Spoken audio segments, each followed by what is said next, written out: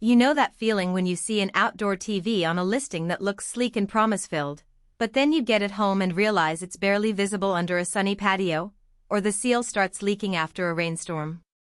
That's the exact frustration that sends a lot of people back to the drawing board, and it's why I'm digging deep into the SYLVOX 55-inch outdoor TV before you hit that buy button.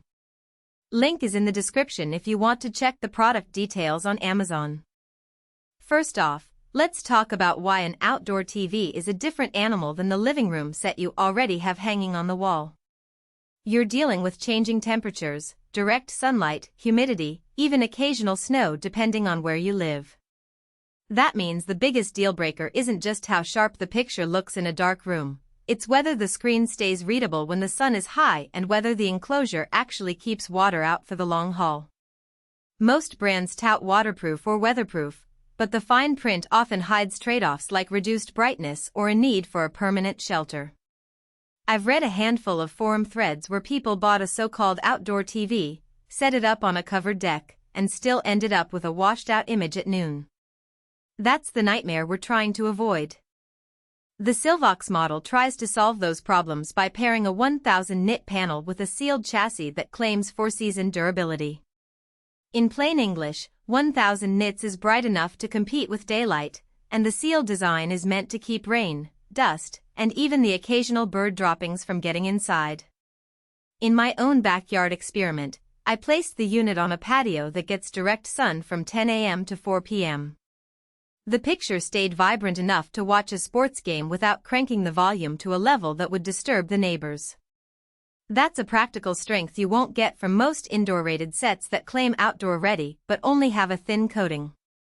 Now, brightness is only part of the story.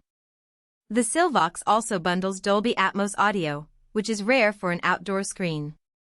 Most outdoor TVs rely on external speakers because the built-in drivers can't push sound far enough in an open space.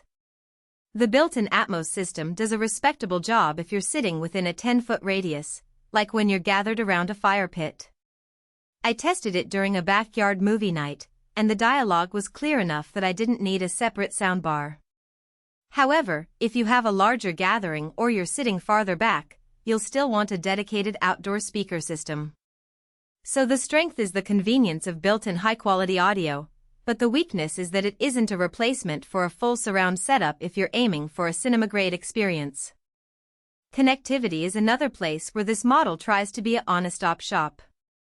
It supports Google Assistant and has a built-in Chromecast, meaning you can ask for the next episode of a series or cast a Netflix show from your phone without pulling out a separate dongle.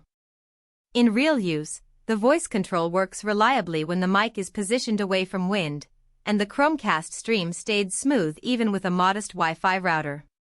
That said, the unit only offers a single HDMI input, so you can't simultaneously have a cable box and a gaming console plugged in. If you're the type who likes to swap sources mid-movie, you'll find yourself juggling cables or buying an HDMI switch, which adds a small extra cost and a bit of cable clutter. Mounting options are fairly flexible. The package includes a robust bracket that can attach to a wall, a pergola, or even a freestanding pole. The instructions are straightforward, and the hardware feels sturdy enough to hold the 55-inch panel against wind gusts up to about 60 miles per hour, according to the manufacturer's rating. In practice, I installed it on a metal post under a pergola, and after a sudden summer thunderstorm with wind that felt like 55 miles per hour, the TV stayed put without any rattling.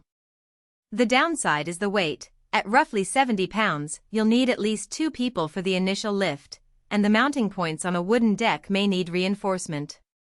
That's a hidden trade-off you might overlook if you assume any outdoor TV is lightweight.